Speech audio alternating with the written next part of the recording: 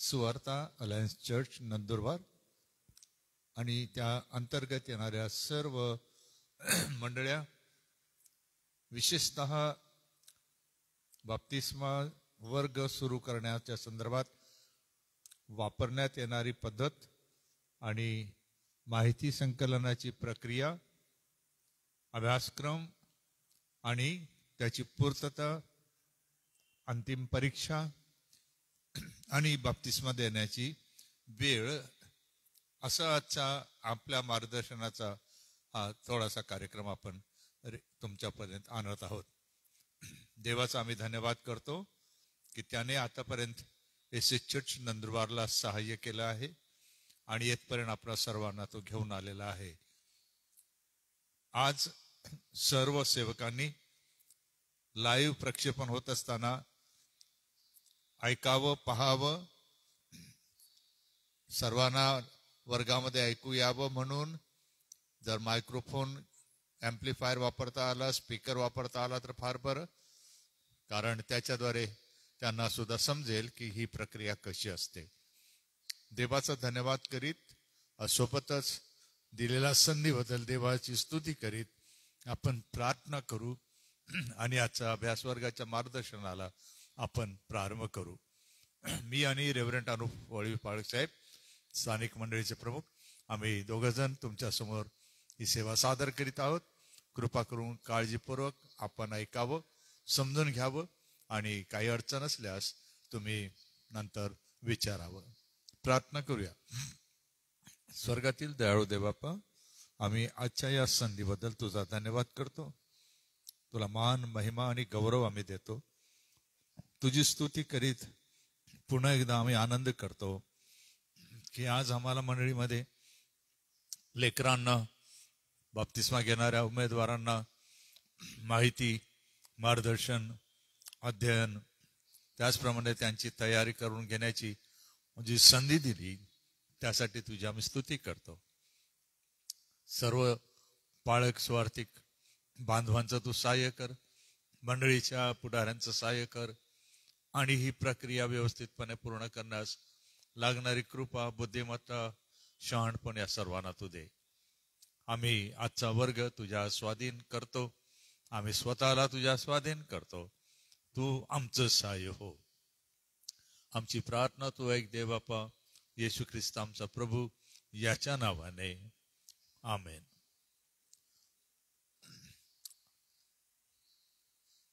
सर्वप्रथम आपण ही गोष्ट लक्षात घेऊया की आपल्याला दिनांक 18/1/2025 रोजी बाप्तिस्म्याच्या वर्गासंदर्भात माननीय अध्यक्ष सुवार्ता अलायन्स चर्च यांनी पत्रक दिलं होतं. आमची आशा आहे की आपण हे पत्र मंडळांमध्ये वाचून दाखविलं असेल, त्याची प्रत छापली असेल, आपण फाईल केली असेल आणि आजच्यापासून येणाऱ्या 13 एप्रिल पर्यंतची अभ्यासक्रमाची तयारी आपण जरूर केली असेल. सोबतच या पत्रामध्ये दिलेल्या ज्या सूचना आहेत त्या आपल्याला लक्षात आल्या असतील. विशेषतः बाप्तिस्मा वर्ग जो आहे त्याच्यासाठी असणाऱ्या काही गोष्टी, म्हणजे पहिले परिपत्रक आपण वाचून दाखवलं असेल, त्यानुसार आपण दुसरी गोष्ट करायची होती ती ही की जाहिरात दिल्यानंतर मंडळीतील लेकरांना किंवा आईबापांना प्रोत्साहित करून एक नमुना अर्ज आपल्याला भरून घ्यायचा असतो. यामध्ये उमेदवाराचं नाव आणि जन्मतारीख, सोबतच पालक, त्यांचं नाव, सही आणि बाप्तिस्मा जे घेणारे असतात त्यांचं नाव आणि सही, असं हे बाप्तिस्मा करून मिळण्याबाबतचा अर्ज आपल्याला पहिले भरून त्याची प्रत आपल्या फाईलला आपल्याला लावायची असते. म्हणून माझी खात्री आहे की आपल्याकडे हा नमुना अर्ज असेल, नसल्यात आपण कळवावे, आपल्याला देण्यात येईल.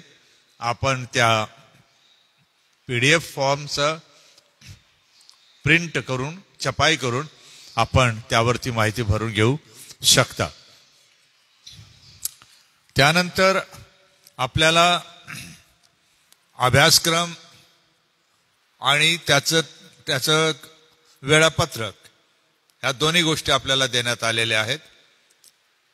किती आठवडे हा चालेल, कोणत्या तारखेंना वर्ग भरेल आणि कसा तो घ्यायचा आहे याचं विवरण 10 धर्मसिद्धांतासह आपल्या समोर देण्यात आलेलं आहे.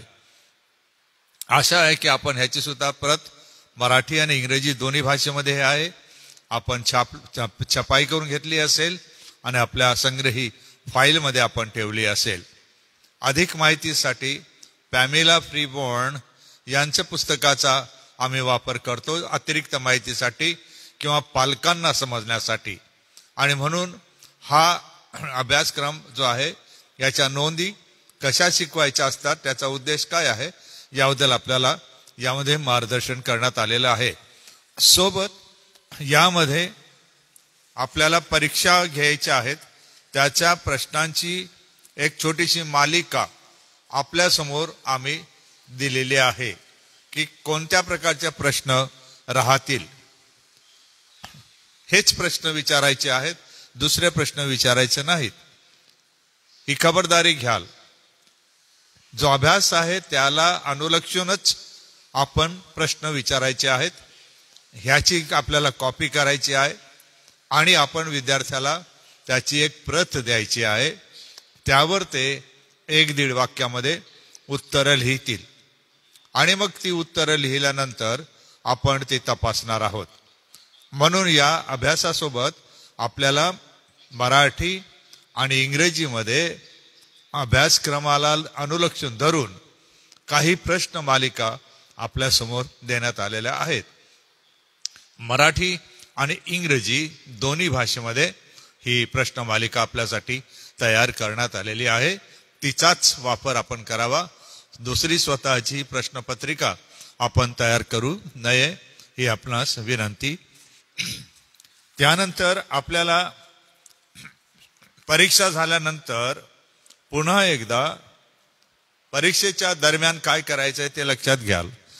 अंतिम अहवाल देण्या अगोदर आपल्याला प्रश्न आणि उत्तरे ही अचूक आहेत याची खात्री करून घ्यावी लागेल. आणि म्हणून उत्तर आणि त्याची खात्री करण्यासाठी मंडळीतील पंच, अध्यक्ष किंवा ज्यांना थोडंफार ईश्वर विज्ञान समजतं त्यांची मदत आपण घ्यावी. त्यांच्याकडून जे वदवून घ्यायचं आहे त्यांच्या वदवण्याला नीट ऐकावं.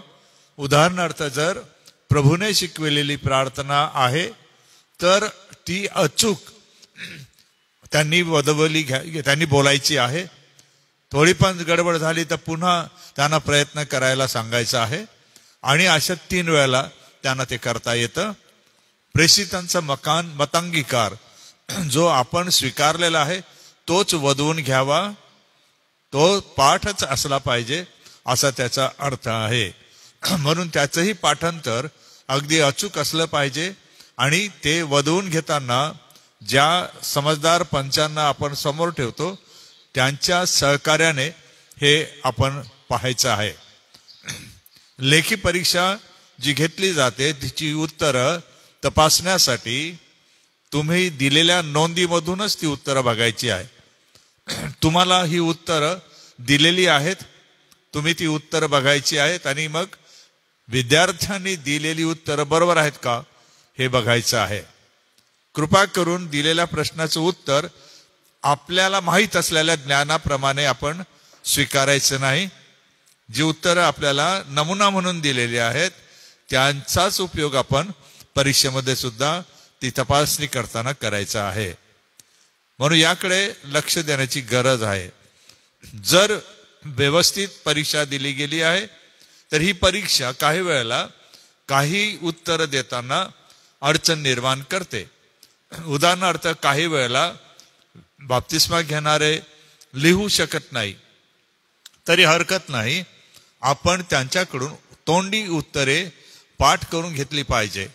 यासाठी की लेखी असेल किंवा तोंडी असेल, ती उत्तरं जे लिखाणामध्ये सापडतात त्या उत्तरांप्रमाणेच बरोबर असली पाहिजे.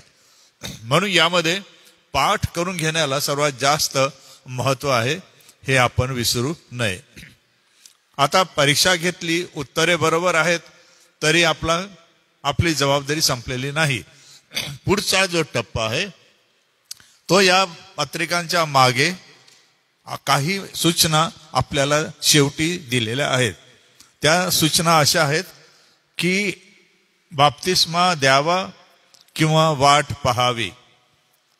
आपल्याला दिलेल्या सूचना पत्रामध्ये जर 3 वेळेला सुद्धा लेखी किंवा तोंडी उत्तर हे बरोबर शिकविल्याप्रमाणे नाही तर त्यांचा बाप्तिस्मा आपल्याला थांबवावा लागतो, त्यांना पुढच्या वर्षी संधी देण्यात येते. परंतु शक्यतोवर जर पाठांतर झालं तर ते लवकर उत्तर व्यवस्थित देऊ शकतात, लेखी म्हणा किंवा तोंडी. यामध्ये आपल्याला शिफारस द्यायची आहे, बाप्तिस्मा करावा किंवा वाट बघावी. 3 जणांच्या सह्या आवश्यक आहेत. त्यामध्ये आहे ज्यांनी परीक्षा घेतली ते प्रमुख कोण होते. जसं नंदुरबारला आमचे माननीय डॉक्टर राजेश वळवी सर असतात, एस.ए. चर्चचे अध्यक्ष, तर ते प्रमुख परीक्षक म्हणून ते मान्यता देतात. सोबत जे दीक्षित पाळक आहे, ज्यांच्या हाती मंडळी सोपवलेली आहे किंवा सनदी सुवार्तिक आहेत, त्यांची सही आणि खाली त्यांचं नाव असायला पाहिजे. आणि तिसरं आहे मंडळीचे जे सेक्रेटरी असतात किंवा सेक्रेटरी हजर नसतील तर खजिनदार असतील, परंतु शक्यतोवर सेक्रेटरींची सही घ्यावी. त्यांचा शिक्का आणि पाळक्याचा जर शिक्का असेल तर तो मारून तारीख टाकून हा अभ्यासक्रम पूर्ण झाल्याची शिफारस आपल्याला द्यायची असते. म्हणून याकडे सुद्धा अतिशय काळजीपूर्वक लक्ष देण्याची आवश्यकता आहे.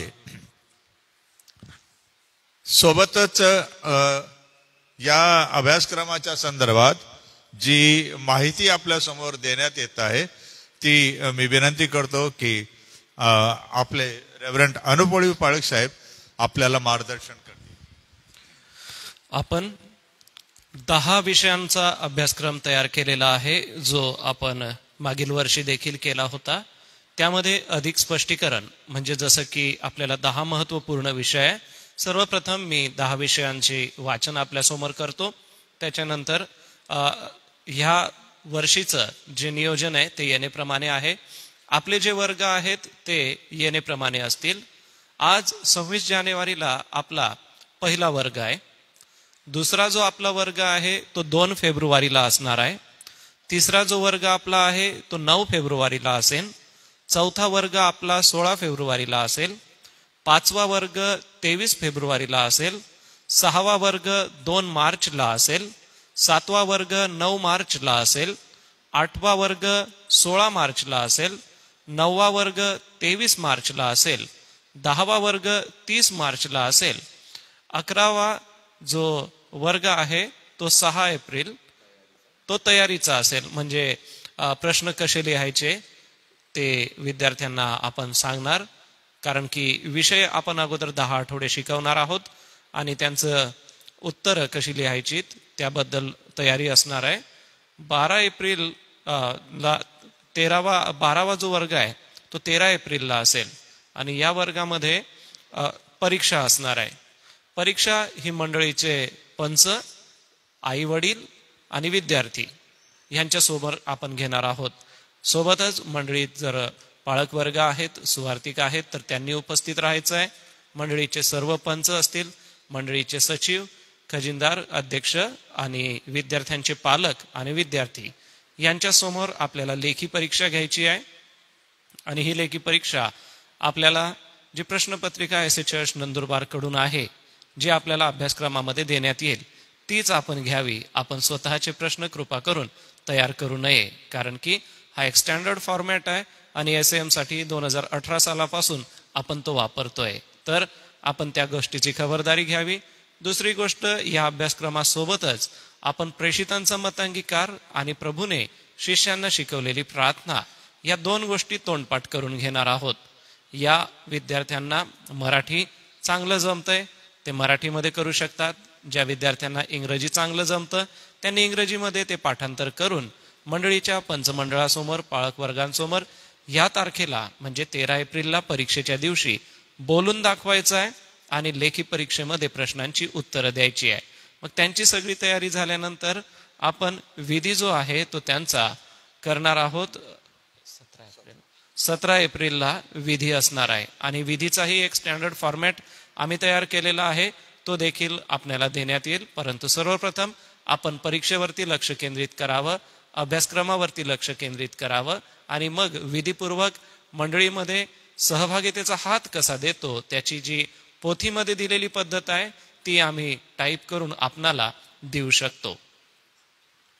आता 10 जे विषय आहे त्याची रूपरेषा एस चर्च नंदुरबारच्या पास्टर ग्रुपवरती सर्व पाळक वर्गांसाठी ही आम्ही आताच दिलेली आहे. कृपा करून आपण ते बघू शकता किंवा सर्वप्रथम आपण हे ऐकून घ्या आणि जर पेन वही आहे तर आपण ह्याची नोंद करून घ्या. पहिले रूपरेषेचा विषय आपला आहे बायबल देवाचे वचन. हा आपला मूळ विषय असणार आहे. त्याच्यात अ, ब आणि क भाग असणार आहे. अ भागामध्ये बायबल कसे अस्तित्वात आले हे आपण शिकवणार. ब भागामध्ये बायबलची प्रेरणा व लेखन व क भागामध्ये बायबलची रचना व 66 पुस्तके ही आपणाला शिकवायची आहे. आपणाला पुन्हा एक बार आठवण करून देतो की पॅमेला प्रीबॉर्न यांचं जे पुस्तक आहे ते आपण वापरावं, त्याचा संदर्भ घ्यावा, पवित्र शास्त्राचा संदर्भ घ्यावा व याबद्दल अधिक जे स्पष्टीकरण आहे ते आपणाला जी PDF फाईल आम्ही दिलेली आहे मान्य डॉक्टर रेव्हरंड जी जयकर पाळक साहेबांच्या अध्ययनाच्या द्वारे त्या फाईलचं आपण वाचन करावं व विद्यार्थ्यांना शिकवावं. दुसरा आपला विषय असणार आहे देव आणि त्रैकत्व. तिसरा आपला विषय असेल देव पिता. चौथा विषय असेल देव पुत्र प्रभू येशू ख्रिस्त. 5वा विषय असेल देव आत्मा पवित्र आत्मा. 6वा विषय असेल सैतान व त्याचे सैन्य. याच्यामध्ये देखील अ, ब आणि क 3 भाग आहे. सैतानाचा उगम ब भागामध्ये आहे सैतानाचे व्यक्तिमत्व, तो कोण व त्याचा स्वभाव काय आहे, आणि क भागामध्ये सैतानाचा शेवट. 7वा जो विषय आहे तो असणार आहे पाप. यामध्ये अ, ब आणि क असे 3 भाग आहेत. अ भागामध्ये पाप म्हणजे काय, तारणाआधी व तारणानंतरची स्थिती समजणे. ब भागामध्ये पापाची 3 क्षेत्रे आहेत, पापाचा दंड, पापाची सत्ता व पापाचे सानिध्य. क भागामध्ये पापावर विजय व पापाचा शेवट, मरण, शेवटला शत्रू 1 करिंथ 15:26 याप्रमाणे. 8वा विषय तारण असणार आहे आणि या विषयामध्ये 3 उपभाग आहेत अ, ब आणि क. अ भागामध्ये तारण म्हणजे काय, ब भागामध्ये तारणाची वाटचाल, पश्चाताप, पापकबुली, क्षमा, सुटका, नीतिमत्व, दत्तकत्व, पवित्रीकरण. व क भागामध्ये तारणाच्या 3 अवस्था, तारण झाले, तारण होत आहे, तारण होणार आहे. 9 जो विषय आहे 9वा तो आहे मंडळी. ह्याच्यामध्ये देखील अ, ब आणि क असे 3 विभाग आहे. अ विभागामध्ये मंडळी म्हणजे काय व तिच्या अस्तित्वाचे प्रमुख उद्देश कोणते. ब भागामध्ये जबाबदार सभासद म्हणून हक्क व कर्तव्य कोणते. क भागामध्ये स्थानिक मंडळी व विश्व मंडळी यांचा व विश्वासणाऱ्यांचा परस्पर संबंध काय. 10वा जो आपला विषय आहे ख्रिस्त शिष्यत्व. त्याच्यातही अ, ब आणि क भाग आहे.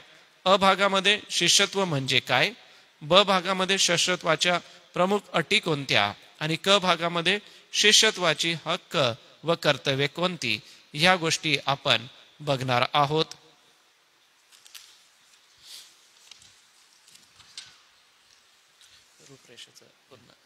पुढील रूपरेषेचं जे स्पष्टीकरण आहे ते मान्य पाळक साहेब देतील. थँक्यू रेव्हरंड अनुपौळी पाळक साहेब.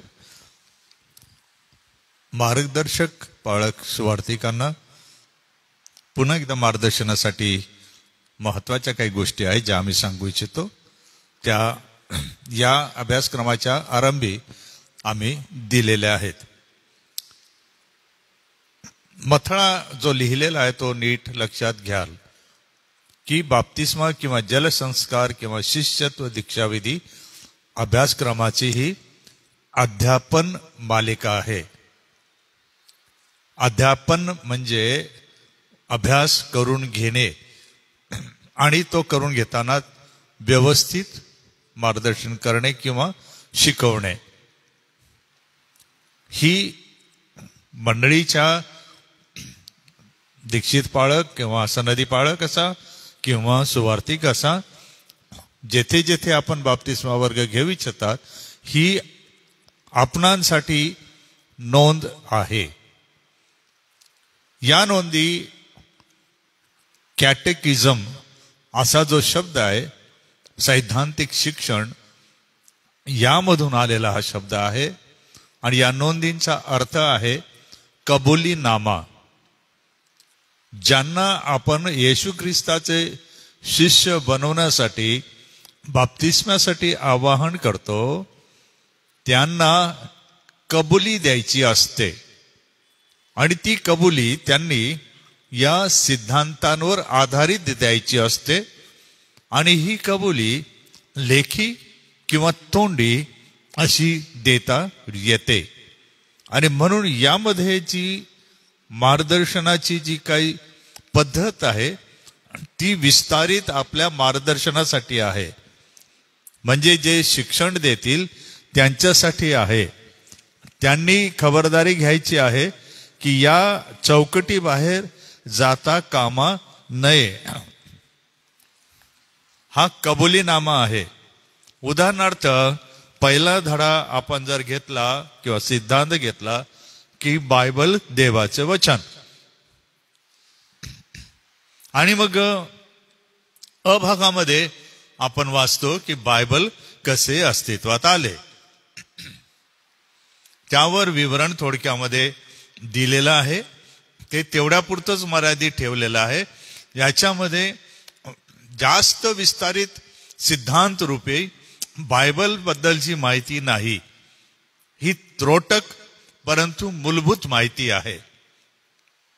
उदाहरणार्थ परीक्षेमध्ये जर प्रश्न दिला की बायबल कसे अस्तित्वात आले, तर त्याचे उत्तर साधी आणि सरळ आहेत.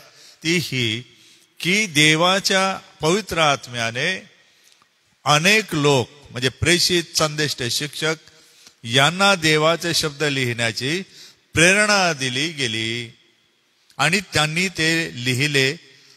त्या लेखांवर पवित्र आत्म्याने नियंत्रण ठेवले अशी व्याख्या करण्यात आलेली आहे की या प्रकारे बायबल अस्तित्वात आले. बस, यापेक्षा जास्त विद्यार्थ्यांना कबुली द्यायची नाही, पाठ करायची जास्त याच्यापेक्षाची गरज नाही. प्रश्न विचारल्यावर जर त्यांनी अशा प्रकारचं उत्तर दिलं, शब्द मागे पुढे झाले तरी चालतील, परंतु या बाहेरचं लिखाण व्हावयास नको म्हणून तेवढ्यापुरतंच ते लक्षात ठेवायचं आहे आणि तेवढं त्यांच्याकडून करून घ्यायचं आहे. पण हा तास शिक्षणाचा 1 तासाचा असेल म्हणून यामध्ये साधारणपणे 1.25 पान माहिती दिलेली आहे. ही तुमच्या गरजेनुसार, तुमच्या माहितीनुसार, ज्ञानानुसार तुम्ही वापरायची आहे. महत्व त्यांना कबुली देता येईल असा कबुलीनामा त्यांच्याकडून वदवण्यासाठी त्यांना मार्गदर्शन करणे आहे. म्हणून ही बायबल स्टडी जरी वाटते तरी मुळामध्ये आपण जी बायबल स्कूलमध्ये पद्धत शिकलो, इंडक्टिव्ह बायबल स्टडी मेथड, अवलोकनात्मक पद्धती, ती पद्धती याच्यामध्ये नाही. ही कॅटेक्युमेन कबुली नामाच्या पद्धतीचा यामध्ये वापर केलेला आहे. पण तुम्ही याच मार्गदर्शनाला घेऊन त्यांना शिकवायचं आहे की बिब्लॉस हा शब्द म्हणजे काय, आपण ते विचारलेलं नाही, परंतु ते लिहू शकतात. बायबल म्हणजे बिब्लॉस, पुस्तकांचा संग्रह, ग्रंथ, चालतं ते पण, परंतु ते तुमच्या माहितीसाठी आहे. अशा अनेक गोष्टी त्यामध्ये तुम्हाला वाचायला मिळतील जी तुमच्यासाठी म्हणजे तुमच्या मार्गदर्शनासाठी ती आहे. हे 1 तास शिकवता आलं पाहिजे एवढं पुरेसं आहे. यामध्ये तुम्हाला तेवढं होऊ शकतं. नुसतं वाचून दाखवलं तर 10 मिनिटे फक्त लागू शकतात. शब्दाचा शब्द व्यवस्थित जर वाचला तर 10 मिनिटे लागू शकतात. संदर्भ वाचले तर त्यामध्ये 10 मिनिटे लागू शकतात. तर 20 मिनिटामध्ये साधारणपणे हे जे अवलोकन आहे विषयाचं, पवित्र शास्त्र, देवाचं वचन म्हणजे काय आणि त्याची प्रश्नांची मालिका, ही तुम्ही त्यांच्याकडून लिहून घेऊ शकता, पाठ करून घेऊ शकता. म्हणून या प्रकारे प्रत्येक धडा त्याला दिलेली माहिती आहे आणि तिचा अभ्यास आपण करायचा आहे पहिले, की तुमच्या पुढे हे साहित्य ठेवलेलं आहे. तुम्हाला तुमच्या वर्गामध्ये मुख्य विषयाला धरून नेमकं काय सांगायचं आहे, काय शिकवायचं आहे, काय पाठ करून घ्यायचं आहे.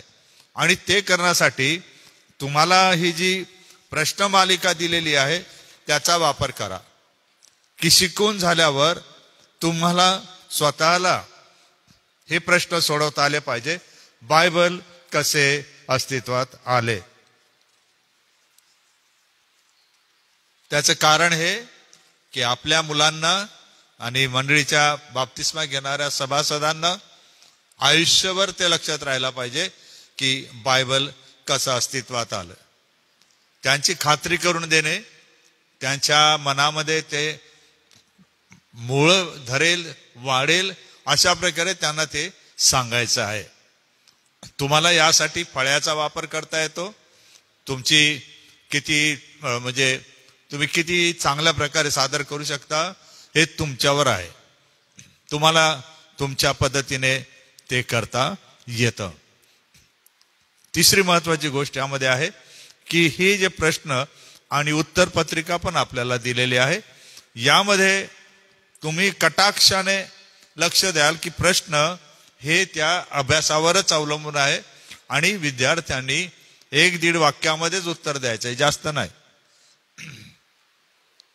म्हणून तुम्ही जर चांगल्या प्रकारे याकडे लक्ष दिलं तर तुम्हाला पहिले हा धडा समजला पाहिजे की पहिला धडा बायबल, देवाचं वचन, ह्याचा सारांश या प्रश्नामध्ये आहे की बायबल कसं अस्तित्वात आलं.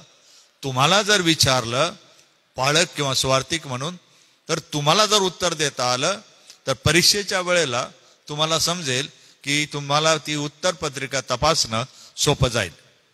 आणि म्हणून यामध्ये तडजोड होता कामा नये असा यामध्ये नियम आहे. आणि म्हणून शिक्षण झाल्यावर तुम्ही घेतलेल्या नोंदी आहेत का? तुमच्या वहीमध्ये धडा 1 तुम्ही काय शिकवलं, कोण कोण हजर होते, त्यांची माहिती प्रत्येक अभ्यासाची तुम्हाला ठेवावी लागेल. त्याच प्रकारे त्यांनी काही प्रश्न विचारले असतील तर तुम्हाला ते पण लिहून घ्यायचे. तुम्ही उत्तर देऊ शकता किंवा आम्हाला कोणाला तरी विचारू शकता. आणि त्या प्रकारे ही नोंद 10 धड्यांची तुमच्याकडे पण आणि विद्यार्थ्यांकडे पण जाईल. म्हणून शेवटी ही मालिका तुम्हाला समजली तर पुढच्या वेळेला तुम्हाला जड जाणार नाही आणि इतरांना, इतर सेवकांना पण तुम्ही मदत करू शकाल, यामध्ये काही शंका नाही. अजून एक महत्वाची गोष्ट या अभ्यासक्रमाची ही आहे की व्यवस्थित प्रार्थनापूर्वक तयारी आपण करावी. म्हणजे आपल्याला विद्यार्थ्यांना समजून सांगण्यासाठी देव कृपा देऊ शकेल. आपल्याला ज्ञान असेल, आपल्याला माहिती असेल, चांगली गोष्ट आहे, ते तर हवं आहे. परंतु नेमकं जे विचारलेलं आहे त्याप्रमाणे त्या धड्याची नोंद, टाचण आपण घेतलं पाहिजे, वाचन केलं पाहिजे. जे त्याच्यामध्ये सांगितलेलं आहे हा सारांश आहे फक्त. हे तुम्हाला समजलं पाहिजे की या प्रकारे बायबल अस्तित्वात आलं. तर त्यावर लक्ष केंद्रित करून आपण तयारी करून घेणे हा मुख्य उद्देश आहे. काही विषय कठीण असतील तर तुम्ही त्याचं वाचन करा आणि आठवड्या दरम्यान विचारा, म्हणजे तुम्हाला कोणीतरी आमच्यापैकी तुम्हाला सहाय्य करू शकेल. कारण कबुलीनामा चुकायला नको, बिलकुल चुकायला नको. यामध्ये आपलं कारण हे आहे की निरनिराळ्या प्रकारचं शिक्षण जेव्हा मंडळांमध्ये आणलं जातं किंवा येत राहतं तर ही मुलं, या मुली ह्या सुरक्षित राहाव्यात. आणि जर त्यांना म्हटलं की बायबल देवाचं वचन नाही आहे, अशी पुस्तक ग्रंथ आहेत, पुस्तके आहेत, तर आपले मुलं आपल्या मुली म्हणतील, विश्वासणारे म्हणतील नाही नाही नाही, बायबल या प्रकारे अस्तित्वात आल्यामुळे तो देवाच्या वचनाचा मूळ गाभा आहे, ते देवाचंच वचन आहे, त्याशिवाय दुसरं नाही, अशी त्यांची खात्री असेल. आणि म्हणून गंभीरपणे आपण हा अभ्यासक्रम घ्यावा आणि मार्गदर्शन करावं. शेवटी परत एकदा या प्रश्नांमध्ये किंवा या काही गोष्टींमध्ये आपल्याला अडचण असेल तर आम्ही वारंवार सांगितलं, मागे सुद्धा सांगतो, आता पण पुन्हा एकदा विनंती करतो की तुम्ही मदत घ्या. कारण कॅटेक्युमेन किंवा बाप्तिस्मासाठी दिली जाणारी शिक्षण पद्धती ही वेगळी आहे. याचा उगम हा आरंभीच्या मंडळीमध्ये झाला आणि त्यावेळेला संधी नव्हती किंवा छळ होत होता किंवा बायबल लिखित स्वरूपामध्ये सर्वांसाठी उपलब्ध नव्हतं. म्हणून प्रेषितांनी व त्यांच्या शिष्यांनी मंडळीतील नव्याने विश्वास ठेवणाऱ्यांना पहिले शिक्षण देऊन त्यांच्याकडून वदवून घेतला. जो काही सैद्धांतिक भाग आहे त्यालाच कॅटेक्युमेन आपण म्हणतो. जी कबुली आहे ती सिद्धांतांवर आधारित आहे, परंतु त्यांना सर्व सिद्धांत अगदी शेवटपर्यंत माहीत पाहिजे असा त्याचा अर्थ नाही. शिकवणाऱ्याला सिद्धांत पूर्णपणे माहीत पाहिजे, त्या सिद्धांताला दिलेले आव्हानं माहीत पाहिजे, की विषय आला की बाप्तिस्मा घेतलाच पाहिजे का, तर आपल्याला माहीत पाहिजे की अशा प्रकारचा विचार किंवा तत्वज्ञान कुठून येतं. तर म्हणून थोडस जागृत राहून अभ्यास करा आणि मग शिकवा. एक नमुना प्रश्नपत्रिकाचा मराठीमध्ये आहे, आपल्या समोर मी ठेवत आहे.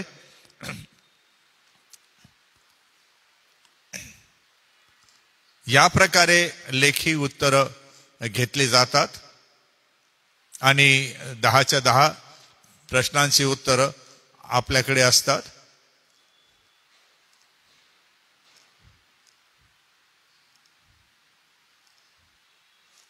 उदाहरणार्थ प्रश्न असा विचारला होता, प्रभू कॉमा येशू कॉमा म्हणजे स्वल्पविराम ख्रिस्त स्वल्पविराम याचा अर्थ काय. तर पाप्याला तारणारा देवाचा अभिषिक्त असा त्याचा अर्थ आहे, असं ते विधान त्यांनी बोलून दाखवलं, लिहून दाखवलं. म्हणजे या प्रकारे एका वाक्यामध्ये विद्यार्थी उत्तर लिहितात. तर ही पद्धती या प्रकारे आहे.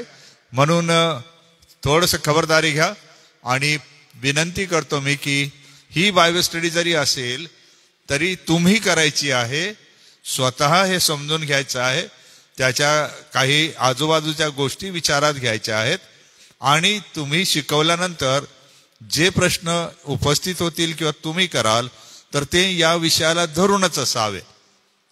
या विषयाला धरून म्हणजे जे सांगण्यात आलंय त्याला धरूनच असावे. अवांतर विषय त्याच्यानुसार असणारे प्रश्न आपण घेऊ नये.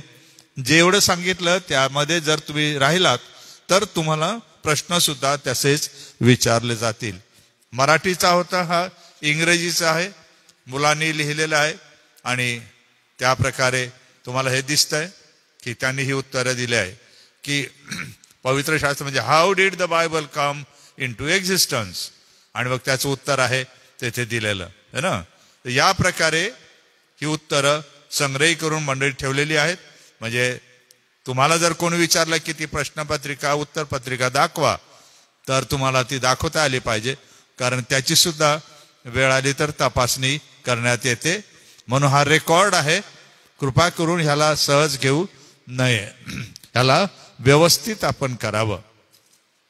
प्रेषितांचा मतांगीकार अशा प्रकारे आम्ही छापून प्रत्येकाला दिला की तो तसाच्या तसा असावा, त्यांनी तसंच पाठ करावं जसं त्यांना सांगण्यात आलेलं आहे. याच्यामध्ये मागे पुढे होता कामा नये. की सर्व समर्थ देव जो पिता असंच असायला पाहिजे. जो सर्व समर्थ देवपिता असं म्हटलं तर त्याला पुन्हा पाठ करायला लावतो आणि पुन्हा बोलायला लावतो. एकही शब्द मराठीमध्ये जर असेल किंवा इंग्रजीमध्ये असेल तर मागे पुढे होता कामा नये. अचूक म्हणजे अचूक. तुम्हाला ऐकू आलं नाही तर पुन्हा एकदा त्याला जवळ बोलवा आणि जवळून पुन्हा अगदी लक्षपूर्वक ऐका. कारण हा आध्यात्मिक विषय आहे, कोणाच्या जीवनाचा, सार्वकालिक जीवनाचा विषय आहे. आणि म्हणून हे जाणीवपूर्वक आपल्याला करायचं आहे की आपली येणारी पिढी सिद्धांताच्या बाबतीमध्ये मजबूत व्हावी. प्रभूने शिकवलेली प्रार्थना सुद्धा अशाच प्रकारे आम्ही दिलेली आहे. ती आपण छापून घेऊ शकता आणि आपल्याला ते पाठांतर करण्यासाठी जसंच्या तसं आपण घेऊ शकता. आता कृपा करून प्रभूने शिकवलेली प्रार्थना हे सुद्धा विधान करताना आपण कसं सांगायचं तर ते पण नीट आहे का. बऱ्याचदा आपण काय करतो की आता आपण प्रभूची प्रार्थना म्हणू, तर असं नाही म्हणायचं. आता आपण प्रभूने शिकवलेली प्रार्थना किंवा प्रभूने शिष्यांना जी प्रार्थना शिकवली ती प्रार्थना आपण म्हणू.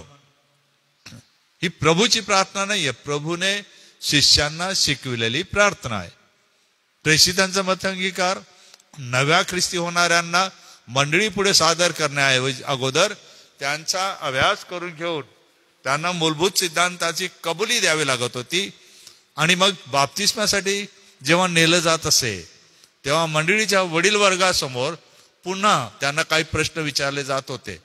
आणि त्यानंतर सर्वानुमते जर मंडळी जी हजर होती तिने ऐकलं तर सर्वानुमते मग होकार देण्यात येत होता. म्हणून ही पण गोष्ट लक्षात असू द्यावी. सर्वात मोठी महत्वाची गोष्ट म्हणजे अत्यंत चांगल्या मनाने प्रार्थनापूर्वक अभ्यास करून आपण या वर्गाला चालवा, मंडळीला घडवा अशी आमची विनंती आहे.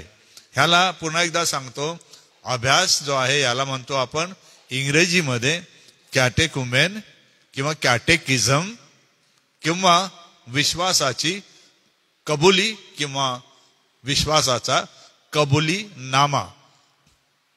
म्हणून आव्हान करताना, बोलवताना कोणी आपल्याला विचारलं तर आम्ही काय करत आहोत, आम्ही विश्वासाचा कबुलीनामा शिकत आहोत असं आपण सांगतो.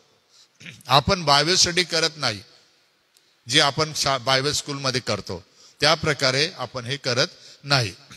यामध्ये तुम्हाला स्वातंत्र्य कमी आहे, परंतु तुम्हाला दिलेली दिशा आहे. त्याच प्रकारे केलं तर 10 आठवड्यामध्ये 10 या कबुलीनामांची विधानं पूर्ण शिकून पाठ करून होतात असा आमचा अनुभव आहे. खबरदारी ही त्या दिलेल्या दिवसामध्ये रविवारी किंवा कोणत्या तरी दिवशी हे करणं आवश्यक आहे. बाकी राहिलं तर पुढच्या वेळेला गोंधळ होईल. म्हणून एका वेळेला एका दिवशी जोही वार तुम्ही ठरवला तर त्या दिवशी कोणत्याही प्रकारे अवांतर बोलणं किंवा सांगणं न करता ठराविक दिलेल्या गोष्टींचं चिंतन, मनन आणि तुमचं सादरीकरण जर झालं तर त्या वेळेमध्ये एक विषय कबुलीनाम्याचा पूर्ण होतो. एवढं तुम्हाला दिलेलं आहे. लवकर संपवता आलं तरी फार बरं, परंतु घाई करू नका. मुलांना समजू द्या की काय त्यांच्याकडून अपेक्षा आहे आणि प्रश्न विचारा, संबंधित विषयाला धरून विचारा. त्यांना घाबरवू नका, त्यांना हिंमत द्या आणि त्यांना बोलवा. त्यांना समजेल ते त्या प्रकारे पुढे जीवन जगून मंडळीमध्ये त्यांचा सहभाग जास्त कृतिशील राहील. मी विनंती करतो काही अजून यामध्ये पाळी साहेबांना सांगायचं असेल ते या मंडळीमध्ये कसं करतात ते तुम्हाला समजून सांगते. आम्ही मंडळीमध्ये जो आपल्याला वेळापत्रक दिलेला आहे तो वेळापत्रक अतिशय काटेकोरपणे पाळतो. जसं की आज 5 वाजता बाप्तिस्माचा वर्ग आम्ही ठेवला आणि 5 वाजता आपण हा वर्ग सुरू केला. बघा, एक विषय समजवायला शिकवायला 1 तास पुष्कळ आहे, कारण की विद्यार्थ्यांचे प्रश्न असतात, त्या प्रश्नांचं समाधान करावं लागतं. सोबतच आपल्याला मूळ दिलेली आहे पत्रिका, आणि त्या मूळ पत्रिकेमधून आपल्याला विषयाची रूपरेषा, विषयाचे मुख्य मुद्दे, त्याचे उपमुद्दे आणि त्याचं लागूकरण हे शिकवायचं आहे. ते शिकवत असताना अनेक वेळेला विद्यार्थ्यांचे प्रश्न असतात, तर सर्वप्रथम त्यांचे प्रश्न त्यांच्या वहीमध्ये त्यांना लिहायला लावा, आणि शेवटले जे 20 मिनिटं असतात त्या शेवटल्या 20 मिनिटांमध्ये आपण त्यांच्याशी चर्चा करा. जर आपण शिकवत असताना चर्चा केली तर अडचण अशी होती की आपलं शिकवणं राहून जातं. म्हणून जर काही प्रश्न विद्यार्थ्यांना अडले तर ते लिहून ठेवा. बरं, दुसरं, शिकवत असतानाचा असा अनुभव येतो की आठवडाभर विद्यार्थी अभ्यास करतात, आणि आठवडाभर त्यांचा अभ्यास अध्ययन झाल्यानंतर ते जे रविवारी शिकवलेलं असतं ते आठवडाभर वाचतात, आणि पुढच्या रविवारी येऊन प्रश्न विचारतात. म्हणजे मग मागच्या रविवारचं काय शिकवला होता विषय तो तुम्हाला दुसऱ्या रविवारी पण घ्यावा लागतो. तर कोणताही वर्ग सुरू करण्याच्या अगोदर मागच्या विषयाची एक उजळणी घेऊन घ्यायची आणि मग पुढे जायचं, जेणेकरून विद्यार्थ्यांना त्याचा सराव होऊन जातो. आणि मागच्या वेळेसचं जर काही लिहायचं राहिलं असेल, एखादी संकल्पना क्लिअर झाली नसेल, समजली नसेल, तर ती विद्यार्थ्यांना चांगल्या रीतीने समजते. तिसरी गोष्ट, विद्यार्थ्यांना ज्या वेळेला आपण शिकवतो त्यावेळेला काही गोष्टींची नोंद त्यांना करायला लावा, लिहायला लावा. जसं की आपण हे सिद्धांत शिकवत आहोत, सिद्धांतामध्ये एका वाक्यामध्येच आपल्याला पुष्कळ गोष्टी समजल्या जातात किंवा समजवून सांगता येतात, तर ते विद्यार्थ्यांना समजवण्यासाठी ते करा. चौथी गोष्ट, कधी कधी विद्यार्थ्यांना काही गोष्टी वदवून घ्या, त्यांच्याकडून बोलून घ्या. जसं आपण आताच विषय बघितला की पवित्र शास्त्र कसे अस्तित्वात आले, बायबल कसे अस्तित्वात आले, तर देवाच्या आत्म्याच्या प्रेरणेने ते अस्तित्वात आले. आणि हे जे वाक्य आहे, ही वाक्य आपण लेकरांकडून जर बोलून घेतली तर ती त्यांना तोंडपाठ होतात, लक्षात राहतात.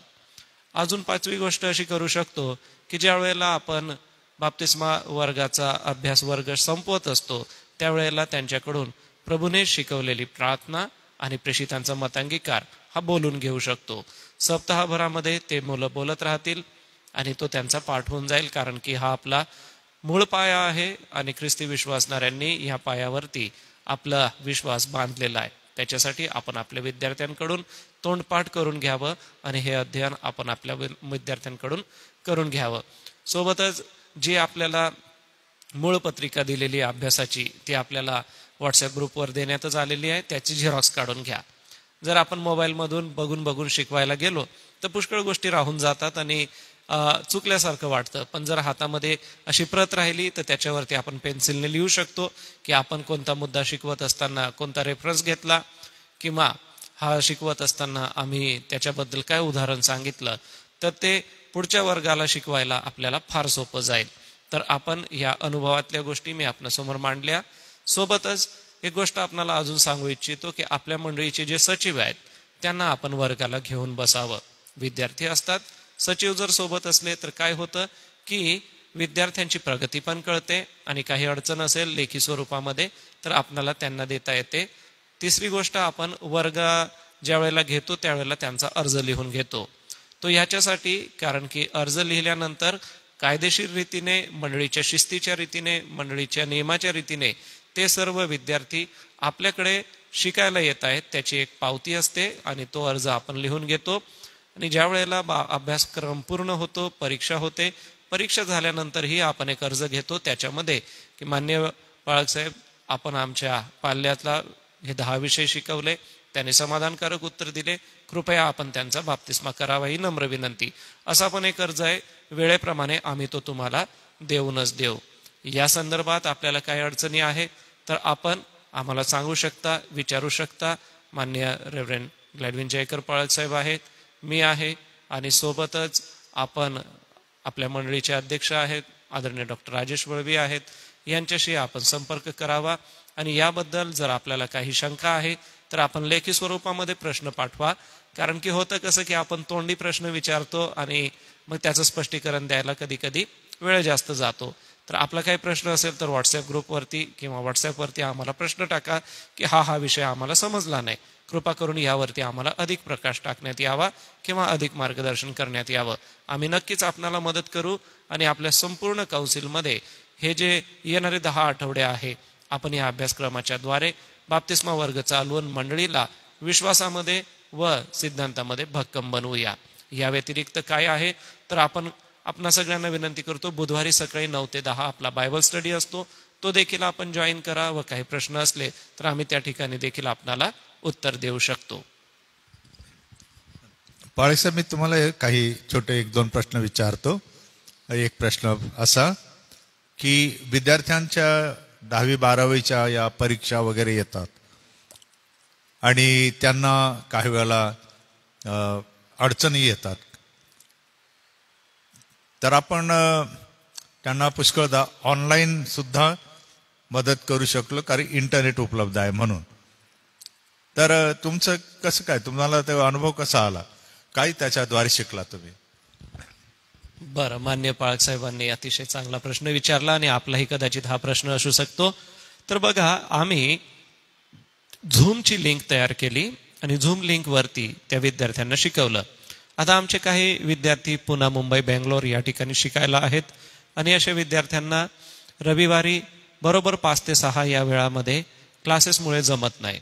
मग असे विद्यार्थी जी फेसबुकची आम्ही लिंक तयार केली तिचा उपयोग करतात व जे शिकवलंय ते आपल्या वहीमध्ये लिहून घेतात आणि ज्या दिवशी परीक्षा असते त्या दिवशी ते आम्हाला त्यांची वही दाखवतात आणि आम्ही काय शिकवलं होतं ते, त्यांना जे पाठ करायला लावलं होतं ते परीक्षेच्या दिवशी आम्हाला बोलून दाखवतात. मग आम्हाला त्यांची वहीच आमच्यासाठी आरसा असते. दुसरी गोष्ट, झूम लिंक जर आम्ही केलेली आहे तर त्याच्यावरती ते विद्यार्थी बरोबर त्याच वेळेला जोडले जातील असं नाही आहे. यासाठी आम्ही फेसबुकची लिंक ही देतो. काही विद्यार्थी फेसबुक वापरत नाही, त्याच्यासाठी आम्ही यूट्यूबची लिंक सुद्धा देतो, जेणेकरून ज्यांच्याकडे फेसबुक नाही ते यूट्यूब वापरू शकतात आणि यूट्यूबवरती ते बघून पॉज करून तो मुद्दा लिहू शकतात, परत ते प्ले करू शकतात, परत एखादा मुद्दा लिहू शकतात. असं करून ते पूर्ण लिहून घेतात आणि आल्यानंतर आम्हाला दाखवतात. बरं, काही विद्यार्थी जसं त्यांना सप्ताहामध्ये वेळ मिळतो, जे ऑनलाईन अध्ययन करतात ते आम्हाला फोन करतात, व्हिडिओ कॉल करतात आणि म्हणतात की आम्हाला याचं स्पष्टीकरण द्या. मग आम्ही त्यांना त्याचं स्पष्टीकरण देतो. तर ज्या विद्यार्थ्यांना ऑनलाईन अध्ययन करायचं आहे त्याच्यासाठी स्थानिक मंडळीच्या पालकांना मेहनत करावी लागेल, फेसबुक लॉग ऑनलाईन करावं लागेल आणि फेसबुकची लिंक पाठवावी लागेल किंवा व्हिडिओ काढावा लागेल आणि तो व्हिडिओ विद्यार्थ्यांना द्यावा लागेल. तर माझी आपणाला विनंती आहे, आपण तयारी ठेवा आणि सोबतच ऑडिओ पण करत राहा, कारण कधी व्हिडिओ फेसबुकला अपलोड करायला अडचण झाली किंवा यूट्यूबला अडचण झाली तर एक स्टँड बाय आपल्याकडे राहील, तो म्हणजे ऑडिओ. तर तोही तुमच्याकडे ठेवा. ऑनलाईन विद्यार्थ्यांसाठी यामध्ये पुष्कळ सोय होती, हे आम्ही मागच्या 2018 सालापासूनच्या अनुभवामध्ये बघितलेलं आहे. धन्यवाद. थँक्यू पाळसाहेब. शेवटी मी माननीय अध्यक्षांशी चर्चा करताना या विषयावर त्यांचं मार्गदर्शन घेतलं आणि त्यांनी अशी सूचना केली की जे काही तुम्ही शिकवाल ते तुम्ही रेकॉर्ड करा. त्याचं कारण हे की आपल्याला संग्रहामध्ये हे राहील आणि हे पुढे आपल्याला आपल्या संस्थेसाठी उपयोगी होईल. म्हणून नम्र विनंती आहे की आपण जरी ऑनलाईन करत नसाल तरी जर शक्य आहे तर रेकॉर्ड करा आणि लिंक जी आहे आपली व्हॉट्सअपवर पास्टर्स ग्रुप त्याच्यावर तुम्ही ते लोड करू शकता, पाठवू शकता, असा त्याचा अर्थ आहे. नंदुरबारमधून सुद्धा आम्ही याच्या पुढे सर्व 10चे 10 हे अभ्यास जे आहेत ते ऑनलाईन करणार आहोत. तुम्हाला त्याचा फायदा घेता येतो आणि तुम्ही जर करत असाल तर आम्हाला लिंक पाठवा, आम्हाला पण ऐकायला पाहायला आवडेल आणि जेणेकरून मंडळ्या स्थिर होतील, पुढे जातील, पुढची पिढी घडेल. या एका मोठ्या उद्देशाने व दृष्टांताने आपण सर्व मिळून हे ओझं उचलूया आणि देवाचं गौरव त्याद्वारे करूया. माझ्या मते येथपर्यंतच्या सूचना, मार्गदर्शन, स्पष्टीकरण आपल्याला दिलेलं आहे आपण ज्या नोंदी आपल्याकडे टाकल्या आहेत त्या नोंदी जे बाप्तिस्मा घेऊ इच्छितात त्यांना सुद्धा द्या. तुम्ही तो खर्च स्थानिक मंडळीच्या खर्चातून करू शकता किंवा विद्यार्थ्यांकडून घेऊ शकता. हे तुमच्यावर अवलंबून आहे. आणि म्हणून हा मंडळीचा कार्यक्रम नियमामध्ये आपल्या बसवण्यात आलेला कार्यक्रम आहे. त्यामुळे मंडळीचं सहकार्य घ्या, पंचांचं सहकार्य घ्या आणि त्या विद्यार्थ्यांना पण त्या नोंदी द्या अशी आम्ही तुम्हाला नम्र विनंती करतो.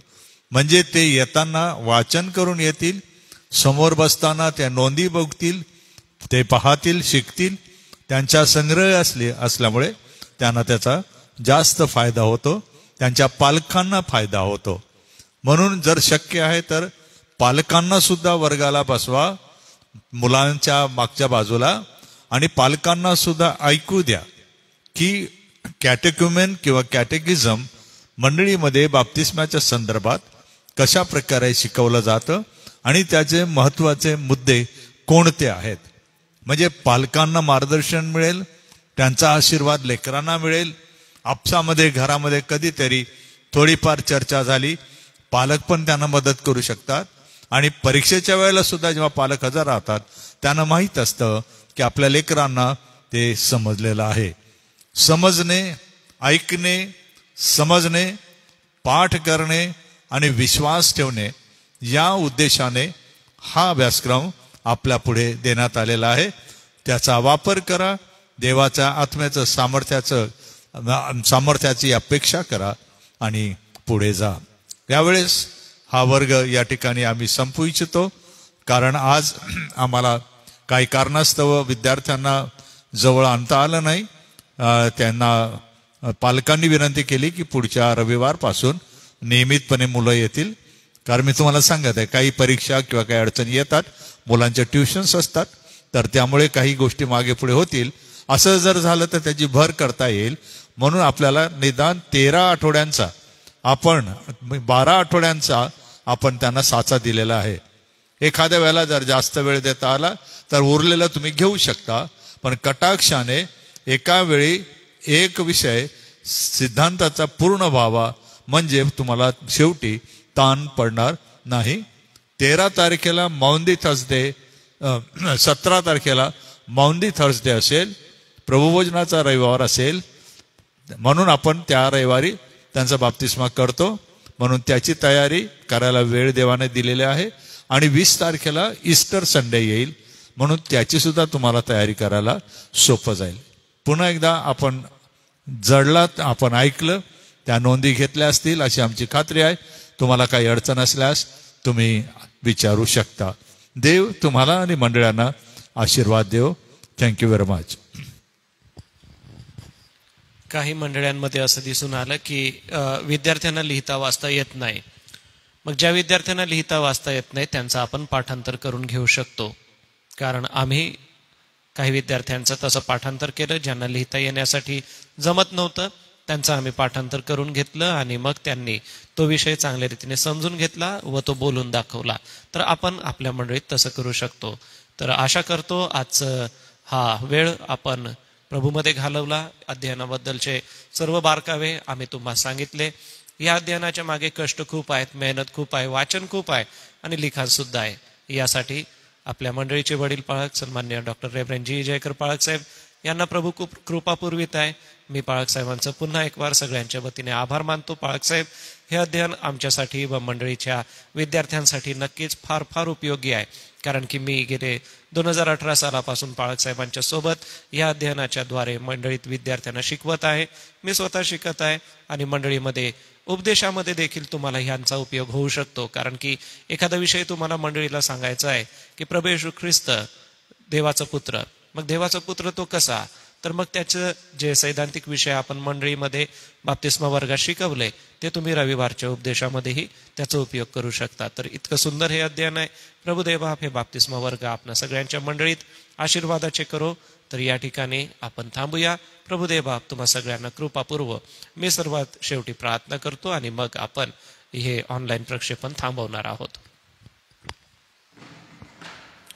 प्रिय देव बापा, आम्ही आभार मानतो आजच्या या सायंकाळसाठी. जे ऑनलाईन अध्ययन विद्यार्थी करणार आहेत. सोबतच आमचे सर्व पालक बंधू आपल्या प्रिय मंडळीमध्ये विद्यार्थ्यांना या अभ्यासाच्या द्वारे शिकवणार आहेत. काउन्सिलचा जो महत्त्वाचा टप्पा आहे किंवा विद्यार्थी किंवा पुढची पिढी विश्वासात राहावी यासाठीचे जे प्रयत्न आहे त्यासाठी आमचे अध्यक्ष महोदय आणि संपूर्ण चर्च काउन्सिलचे पदाधिकारी जो विचार त्यांच्या मनात आहे तो सिद्धीस नेत असताना आमची प्रार्थना आहे प्रभू परमेश्वरा, हे अध्ययन संपूर्ण काउन्सिलसाठी सर्व मंडळांसाठी आशीर्वादाचं असं व्हावं. मंडळांना तू आशीर्वाद द्यावास व पाळक वर्गास शिकवण्यासाठी प्रभू तू लागणारी कृपा आपल्या स्वर्गीय भंडारातून द्यावी. आम्ही डॉक्टर रेव्हरंड जी जयकर पाळक साहेबांसाठी आभार मानतो, कारण की प्रभू पवित्र आत्म्याच्या प्रेरणेने तू त्यांना या सगळ्या गोष्टी सुचवल्यास व त्यांनी कागदावरती गिरवून आज आमच्या समोर ते दिल्या. मागील वर्षांचा अनुभव पाहता जे विद्यार्थी हे अध्ययन करून पुढे गेलेले आहेत त्या विद्यार्थ्यांच्या जीवनात आमूलाग्र बदल आम्हाला दिसून येतो. या तुझ्या कार्यासाठी प्रभू आम्ही तुला धन्यवाद देतो. पाळक साहेबांना चांगलं आरोग्य दे, शक्ती दे, बळ दे व हे अध्ययन आम्हा सगळ्यांसाठी आशीर्वादाचं कर. सारा आदर मान महिमा प्रभू तुला असो. ही प्रार्थना तारणाऱ्या प्रभू येशूच्या गोड आणि सुमधुर नावात केली म्हणून तो ऐक. आमेन. या ठिकाणी आम्ही प्रक्षेपण थांबवत आहोत. सर्वांना सलाम.